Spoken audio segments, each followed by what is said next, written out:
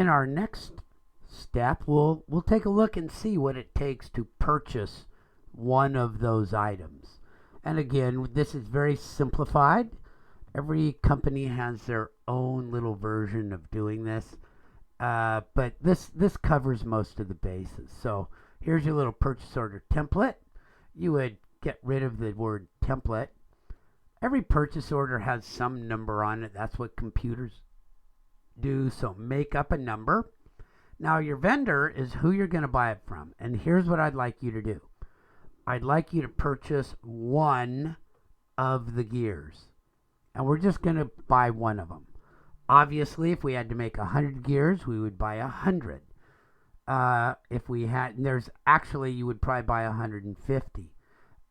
Production control and stock control are very, very complicated when you try to just, make everything as efficient and as timely as you want.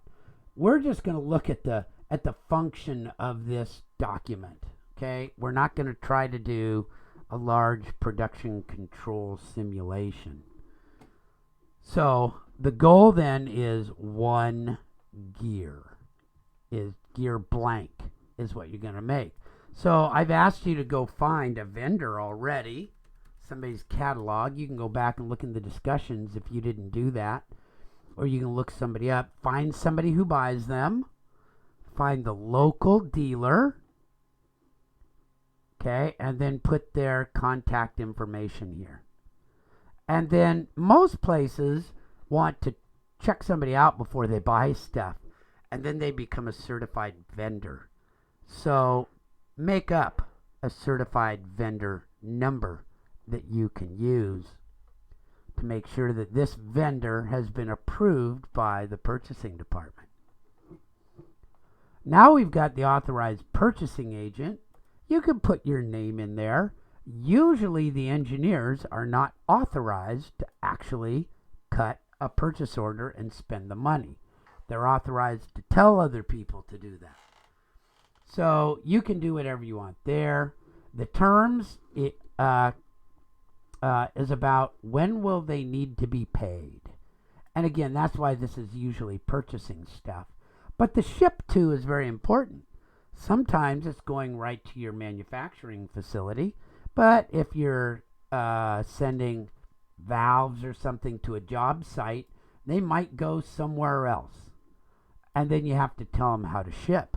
Some shipping methods are more important and are more expensive, and you'll end up paying for them. So this all has to be agreed, right? The vendor isn't going to sign it and say that it's approved if these terms are not to their liking. Okay, so there we go. So that's what we've got in this top part right here. This is about who's doing what. Okay, who's authorized to do stuff. Now, often also there are special marking requirements. Put our part number on every one. Put somebody's name that it's delivered to on the package. If there are any special marking instructions, they need to be put in there. We're not going to. And now let's take a look at this example. When we're done looking at it, it will go away, and then you'll be ready to do your own. And you're only going to have one item, but everything that you're going to buy from this vendor on a certain day or a week will be all loaded up into here. So I might have item 1 is the pinion gear, item blank. Item 2 is the driven gear blank, and that would be for the 4-to-1, but I know I'm getting up some 3-to-1s and 5-to-1s. So I might have a substantial order from this gear manufacturer. For our class, we're only going to do one item. Okay, and it will be the pinion gear. So let's write that down.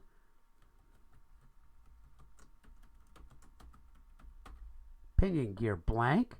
And then the vendor has to have some sort of a number that they use to identify that pinion gear, right? And so you would put down that vendor's part number, SKU number, ID number, whatever it is. You would put it down right there to make it crystal clear to them what you're getting. So you have to look that up from the vendor's catalog or their online website.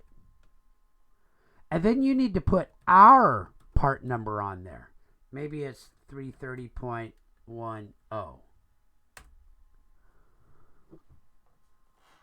Okay. And we might want them to say, note our part number on each pack of items.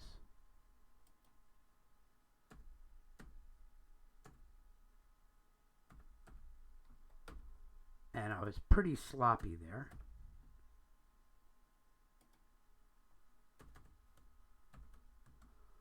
That might be something that you would do. So we've got an item number. This is just item number 1. A description. And this description has to come from your parts list. Has to come from the parts list. And then the vendor part number comes from, the online catalog. And our part number comes from the parts list. Now, how many do you want to buy? I think I just want to buy 1.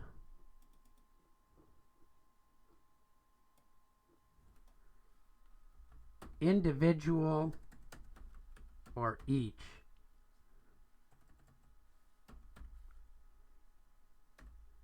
Or part. I'm not buying 1 dozen or 1 pack of 50 or anything like that. I'm just buying 1 part. Find the cost. Try to find a cost. Make it up if you can't. And then the extended cost is how many you're going to buy times the unit cost. So if I were going to buy 2, now it's $55. If I was going to buy 10, now it's $275. So that's already set up for you in this little template. At least in this top row. Let's see if it's in. No, it's just in the top row. Is it taxable? If you're going to be using it in a product that you'll sell later, the government will pick up its taxes on your final sale. Okay, that's called OEM, Original Equipment Manufacturing. Okay, so we're just going to say no. We don't have to pay tax on this thing. And then there's got to be some promised ship date. When are they going to get it to? When are they going to ship it to you?